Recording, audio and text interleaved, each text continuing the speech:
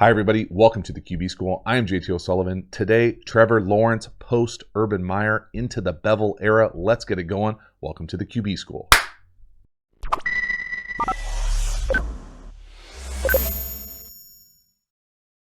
All right, Trevor Lawrence and the new look Jags. Let's see what they got right out the gate before the storm. A little fake now. Love it. A bluff seam with a wheel. Beautiful design here. Nice job by Lawrence here with the quick pump. Just enough. Great base. Excellent accurate throw up on the dude's face. Allows him to run. Cool design here too with the motion or the shift. We're then going to fake it to 10. 10 can play too now. No doubt about it. Concept-wise here, we're going to bluff, seam. Then we're going to bluff, wheel. Fake that little quicker now. And this thing is usually just read 1 to 2. Great call versus a half field safety. So the bluff corner comes up. It's even better if you can get bluff here. And then it's really just a 2-on-1 back here off this half field safety. Beautiful window throw. I personally prefer it into the boundary like this. Into the short side of the field. Makes it even easier of a throw, but really nice job. Cool execution. Great big early conversion. Again, just that little shrug. Watch, he keeps two hands on the ball, but shrug and keep his base. So watch, there's no heel click. It's just shrug, keeps his base. He's right in line to make that throw, and the throw is an absolute strike. Up on the dude's face, allows him to run after the catch. Outstanding. From the back, really hone in on the footwork here. Two-hand shrug, boom. Again, nice pass pro. Just outstanding, well-designed play, great execution early on. Next one here, red area. This is a tough one. This is a man beater. We're getting basically 2 over routes. And you just kind of, I've been on teams that go 1 to 2, been on teams that go matchup. Regardless, he just kind of skymails this one. And I'm not going to pretend to get into the biomechanics of my knowledge about why he's missing some of these throws. But to me, I will say, the one thing that jumps off the film, first of all, the one thing that jumps off the field here is this skip right into the security dude. This could have been a disaster. Boom! How about his partner in crime right there next to him? Long hair. Oh, she sees it coming. Oh! That could have hurt. Lucky to take it in the hip. So design-wise here, they shift, and they check. Okay, we got middle field closed. Man, it's perfect. This is a great play. I actually prefer it even tighter, like inside the 10. But we're going to run an over here, and we're going to run an over here. And usually you can either read this saying, you know, off where the safety is. A bunch of different ways to read it. You can say my best player is the 1, the other guy's the 2. You can really come out here and you have enough time because you come out here with a big play fake setup. You can really look 1 to 2 to 3 and make sure you throw it to the open guy. So the first thing I would say is potentially it's an easier throw up here. Whatever, 6-1, half dozen to the other. When he goes to make this throw, to me, just a little bit of touch. Well, first of all, you have to give the guy a shot. Now, you know, I'm not a weatherman and I didn't watch the live broadcast, but it doesn't look like it's raining at this point. You know, where's the safety going? Okay, the safety's going with 18. I could see taking the 1-on-1. But to me, if you just throw this with a little bit of touch on the sideline or closer to the front pylon, as opposed to when you drill it or try to throw a fastball, the miss radius is just so much smaller. So if you throw a little bit of touch, I wouldn't say it's an easier throw. It's just the miss radius is wider. So, I mean, that's not wide open, but that's open. And I think if you put it to the sideline and just a little bit of touch, you give your guy a shot, no, regardless. Just for fun, just a little bounce again. Boom, watch out. So again, you know, why is he missing this throw? You know, I'm not his swing doctor by any means, but just decision of trajectory more than anything else. Because the same thing happens here. We get an over. This is wide ass open. I mean, wide open on the over. Sky mail. And again, you know, if you have a huge arm, it doesn't mean you always have to use it. Just come out here and throw a catchable ball. He's wide open. I mean, that's wide open. Now, for all I know, it could be misting, you catch a wet thumb, but this is just posting and over. Middle field closed. I mean, this is, every team in the league runs this 10 different ways. Put your foot in the ground and just lay it out there on the 50 on the sideline. You don't have to rocket it in there. Again, you rocket it, you condense the spray area or the miss area, just make it unnecessarily difficult. So, is this on the play caller? Is this on the team? Like, this wide open. I will say, pass pro wise here, I'm not a huge fan of what 74 is doing left tackle. I know, a lot of people will call this type of pass pro here, like on these boot fakes, that we're going to basically do like elephants on parade. So everybody's going this way. Big guys, don't get hurty feelings, elephants on parade. But when there's no one in your gap, go ahead and work back. You're not helping anybody here securing this and just chilling. Literally the center, has the same thing. There's no one in his gap, and he almost comes back to hit the free runner. Because technically 54, if he decided to hit the gas here, he'd go right into Lawrence's face. So again, it's not always ever just on the quarterback, but I mean, look at the center. He sees it, right? 74. Like, you just don't want this as your film. Ball watching. But my goodness, wide open. So certainly not a precise day, and you're never going to get a precise day when you're in the kind of elements. But there were throws, and now he can make that throw because you see him drill it right here, right? Like, this is basically the exact same thing. No, it's not the exact same thing, but it's damn near the same thing. Post over.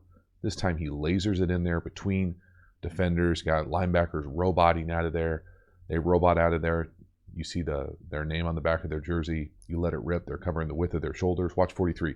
Turn and robot. There he goes. He turns and runs. He's covering nothing but the width of his shoulders. Both those linebackers looking back at 18. So, I mean, he can certainly make this throw. I will say, watching the film, he gets heel clicky, and this is an example of it right here, to me, more than I can remember seeing, kind of in the pre-draft stuff or working towards it. So whether that's just over the course of a season, whatever, it's just going to lead to some inconsistencies with your base, is then going to affect your miss radius. But these are throws that he can make easily. Over routes, again, just check the corner out down here. At the bottom, 25. Who knows what the hell he's doing? Sliding all over the place. Checks his cleat like he's a middle infielder. Just got an air. Look at that. What? Yeah, they're still there. The spikes.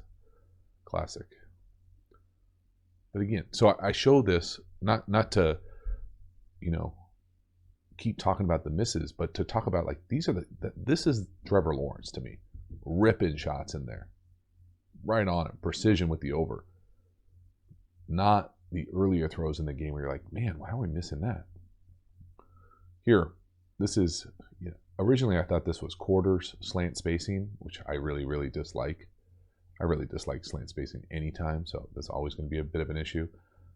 But it almost works itself out as almost like a little bit more zero up top. Because watch the back move. So when the back moves like that, and you see the linebacker move, it's man-to-man. And then the way it plays out up top with the spacing is 0. But just math-wise here, they're only rushing 5. So this safety on the bottom here, on the near hash, he's got nothing. So really, it's quarters to the safety and 0 to the spacing. It's like the worst of the worst worlds. That's why this play is bad on so many levels. But you're really just throwing a slant into double coverage. So, yeah, he gets it up and down. I personally, if I was coaching this specific position, I'm not a fan of the left foot right there, 1, 2, because it's really 2 steps. And I feel like you're always going to be a tick late. But if that's what they're asking him to do, and he's not late here, he throws a laser. I would also say it looks like he's trying to find the laces. He is trying to find the laces, 2-stepping it. So maybe that's his technique. Maybe that's what they're asking him to do. Regardless, okay, slant spacing sucks versus everything except country cover 3. And even then, I'd argue that there's better stuff. So slant, right? There's 2 guys right here. Not good. Spacing, whatever that is, hitches, flat versus 0. So they're trying to sort this thing out. He's right there, man-to-man. Locked up right here, man-to-man. I mean, it's bad. There's no good options here. So you know, again, and it's never ever going to be perfect play call. I get that. I'm not going sideways at my man Bevel, but there was better stuff in 2004 than slant spacing versus this look. Put this one on there just because I love our guest at the top left. Double flat tire. You don't see that very often. Full gator on the side of the freeway. So rando jumping on the field, but lost both of his shoes. Literally ran out of his shoes. One more time. Check this out. Hard to do. That's the second one that we see. But then we see video evidence when we go to the wide of both of his shoes. Now, that's hard to do. Classic Jacksonville, though. Love it. North Florida. No offense. Don't come at me all sideways, y'all. Just hard to do is all I'm saying. Halftime, you dig the channel and you haven't already, please subscribe, hit the bell, get the notifications. It lets you know when we go live, when we put out new content. I certainly appreciate the support for the channel. Then if you want to take your game to the next level, you're looking to really feel exactly what it's like in an NFL quarterback room, check out the Quarterback School Patreon community. Really deep dives over there, details, pass protection, footwork, reads, everything you can imagine from the quarterback environment.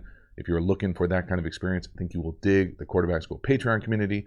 And then if you are looking to take your game to the absolute peak level as far as what's available through the Quarterback School, check out the Quarterback School courses, number of different courses. So I talk about the free quick game course in this video, have a bunch of other courses, RPOs, how to beat every coverage, pass protection, tempos, more in the pipeline as well. That is a great way to take your football knowledge to the next level. Get over there, check those out. I appreciate it. As for this one, let's keep it going. Okay, so now it's obviously raining. 3rd and 4. We're going to throw a slant down here to the bottom of the screen after they get it sorted out. Middle field closed man. And that's a really nice play in the rain. Not easy to do. Looks like it's coming down too. Throwing it to the number 2, catch, laces, put it right on him, on the body, on the break. As my man Steve Gleason used to say on the scout team. But this is a really nice throw. They get sorted out. Easy to see, right? Middle field closed, man. Slant to the number 2. Let him get in there, big body. The DB, right on him. Watch the anticipation here. Foot down, he's throwing it right there. I mean, look at the slant from the number 2 down here at the bottom of the screen. He's still collision with the DB. All his cleats in the ground, ripping it with anticipation. Boom, on the body, on the break. Love it. Good ball beats good coverage every day, all day. Really nice. Not easy to do. Big 3rd down in the rain. Next one. We get a fast 4 here. This is on here for a few different reasons. This is slant with basically like double spot up top. Now, I love the fact that Trevor Lawrence says no left, comes back right. Is able to put it away from the near defender. Really precise here with the ball location. Look where that near defender is on 18. Put it away from him. He's then able to turn, fall forward. Really nice. Now, what I will say, just when you play this play more, or when you play this type of route more, we've got a slant up here versus press coverage, right? Press coverage. To me, and I know a really good free course available in the link of, or available in the description to this video, where it talks about quick game versus press. So normally with a slant, I like to go, you got to give them a little bit more time. So what is normally in gun -2, so a 1 step, it's now a 1, and I don't like to hitch or reset. I like to just sink. So put that back foot in the ground and sink your hips even more. Give him a chance to win, because that is almost always going to be the best look versus what I think they eventually get to closed here. So versus press, this is what you want. Let him work it, and then put it right on him. But you can't just catch it and look over here versus press, because if they're doing any sort of, let's call it thief, or anything where they're only rushing 4 and there's an extra rat player here, versus press, this is an easy mistake that people make at every level, even the highest level. Versus press, you catch it in quick game and you're looking to rip that slant, right? You want to throw this thing on time. Well, when you do that, and there's an extra player in here reading the quarterback's eyes, he will go there immediately. So now you're early and you're bringing extra dudes to the party. Not good. But what is good is him to be able to say, I don't like that. Flip my hips. I'm athletic enough to come back here and hit the spot. So they get 2 of them right here, right away. And again, we already talked about the ball location away from the near defender. So a lot of moving parts. So first thing, let's just watch that slant up top. So there's the fast form motion, catch, sink. See how he's going to throw? He's catching it and throwing with anticipation there. The guy's not ready, right? Now watch 32, the linebacker. He also comes over there because he's looking right at them. So again, if he just kept his eyes down the middle, because it's press, right? Press up top. You know it's press, pre-snap. Catch, sink, then snap over, and that's a winner. So you got to trust your personnel. You also got to know the coverage, know what's happening out there at the corners. But regardless, it's not always going to be perfect. You make a mistake, dynamic enough within the pocket, use his athletic ability, find a completion. Love it. This is one of those good and bad plays, and it's all right. But you can see he's throwing this with anticipation, right? First of all, he's trying to find the laces. Not there. You can see 32. He's eyeballing Lawrence. Running there. Great job, though, coming back, and great ball location. Really nice. So another one where you're like, gosh, you know, what exactly is going on here? This looks like 5 vertical spacing in a 4 vertical amount of eligibles going downfield and then just chucking up a ball. Underthrown. And I get it. It's a rain game. I'm not going to belabor the accuracy points here, but I do want to talk about just the construction of this play. So the way that they're running this, and when I say 5 verticals, I mean that we've got goes on the outside, we've got seams by the number 2, and then normally in 5 verticals, like 7-on-7 world, this running back is over here, he runs a seam, and then the number 3 runs a post. So just imagine that this line isn't here, okay? The running back is in. This is what they're running. You don't see this a lot where you have a post and a seam to the same side like this. You just don't. I'm not familiar with this play very often because it just is not smart how they take care of space. Normally, you would run this, the goes on the outside, the seam by the number 2, and then what's normally in the West Coast world referred to as a special or just a seam number 3, where you're kind of coming under, trying to get over the number 2 and then into that seam location on the other side. And if it's open, middle of the field open, meaning 2 safeties or split field coverage, then you attack the middle of the field. But he's running this like it's open, but it's not, right? There's a guy right in the middle of the field. So he's running here, he's up the seam, he's a go. He ends up throwing just basically a jump ball, late, underthrown go.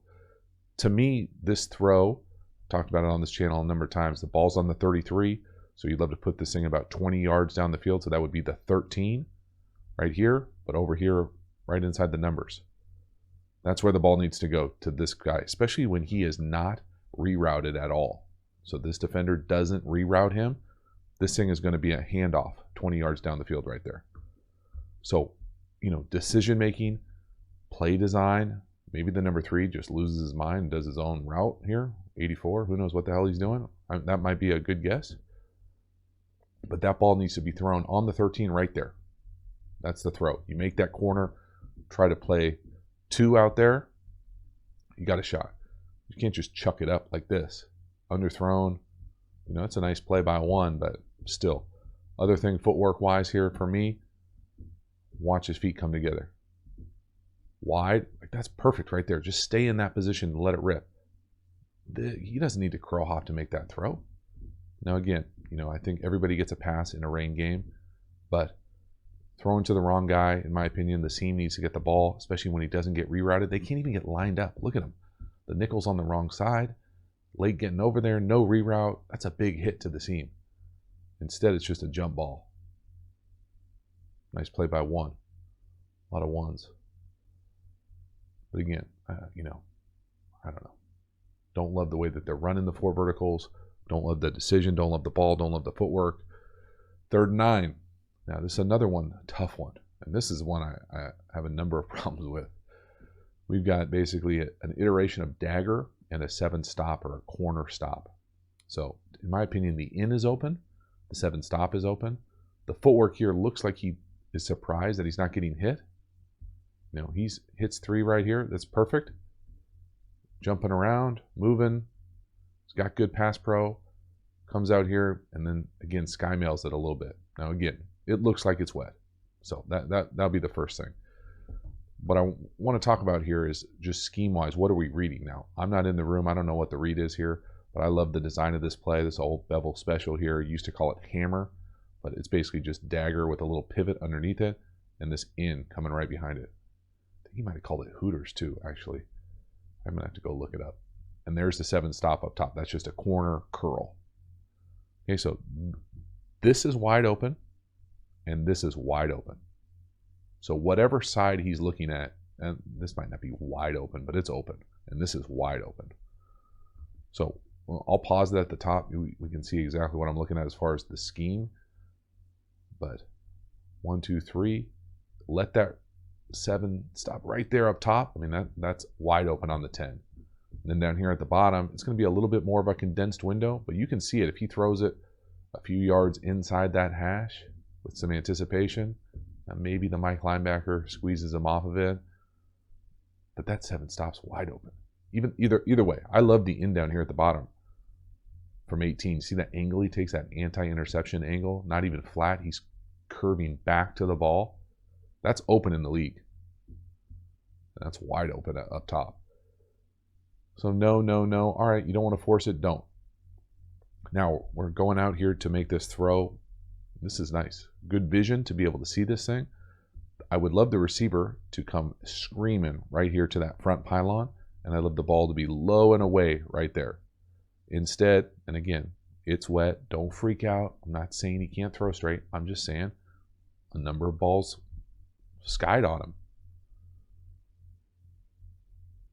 And trust me, I've been in enough wet games, practices to know it's not enjoyable. It isn't. But it doesn't look like it's raining. More than anything else, I'm just wondering why he didn't throw the in or the 7 stop. And just his feet bouncing all over the place. I'm going to guess when your feet bounce all over the place, your eyes bounce all over the place. But even at the end, he's still got a chance for a touchdown there if he puts it exactly where he wants on that scramble throw. Next one here, just a good example of there's a difference playing in the league versus playing the Citadel. That's just the truth. We get out here and run an iteration of zone read, really lead zone read with the sniffer coming across. 95 just says, nah, bro. Almost grabs him by the hair, the locks. So what's going on here? We are reading 95 up top. This is just zone read with a blocker, with a lead blocker. So we're going to come out here and just, here's our conflict defender, C-gap player on the first level of defense. We're reading him. If we pull it, if we hand it off, right there, zone read. But now this guy's coming across, so instead of blocking him in the split flow action, we're going to be able to come out here and he's going to lead up. So got a chance for a really big play. This is a great run play, but you have to be able to beat the defensive end off the dribble. You can't get tackled by the guy that you're reading. That's the definition of a poor read. You got to know your ability and you got to know their ability.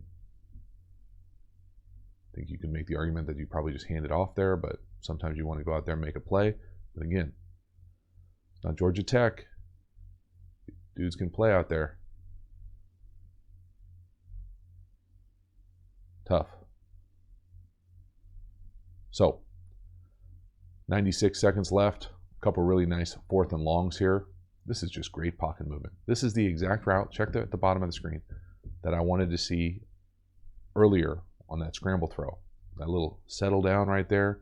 Now it's a little bit easier with that much space. But great job by Lawrence here, climbing in the pocket, keeping his eyes downfield, on time. See how he's up and it still keeps a rhythm of the play. Great job, great vision, great kind of competitiveness here at the end of the game.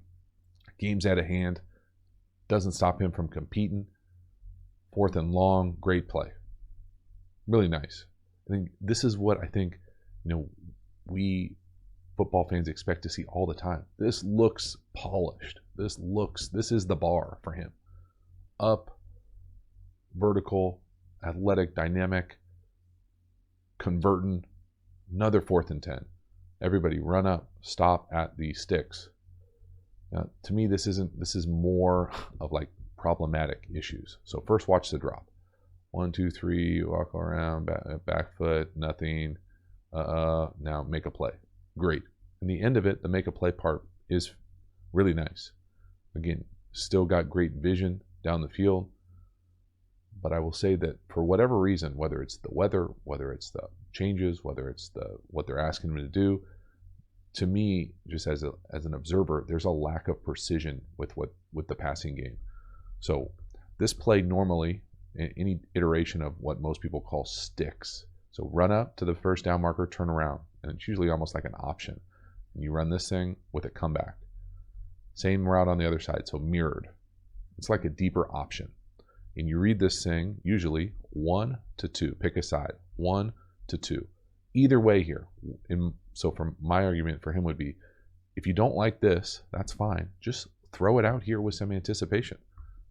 This is open. This is open. Pick a side. I don't care what side you say, what side you feel like, what your personnel is. There's a bunch of different factors for it. The wide side, the short side, up top. That comeback on the outside is open. Let it rip. That's open. Down here at the bottom, it's open. The number 2 is open on the outside. For whatever reason, I think his footwork isn't allowing him to continue through the progressions as clean as probably he would hope, or they would hope, or the offense is designed to do. But all that being said, sloppy weather, disaster, certain areas of it misses, he's still able to create like this. And I think the other stuff is coming. So that is a wrap. Trevor Lawrence. Obviously, things have not gone great this year in Jacksonville. Understatement of the year. But I still think that there is plenty to be excited about with Trevor Lawrence. I also think that there are just some like season slides where guys will regress for whatever reason in things that maybe weren't there earlier or in their earlier tape. And I think that that's part of it kind of being a bit of a disaster over there on a number of different fronts. So looking for some continued improvement on certain areas, whether it's the precision, whether it's the accuracy, whether it's just finding that new mojo or what that mojo looks like going forward. So still lots to be fired up about. Let me know what you thought of the video. I will see you next time. Have a good one.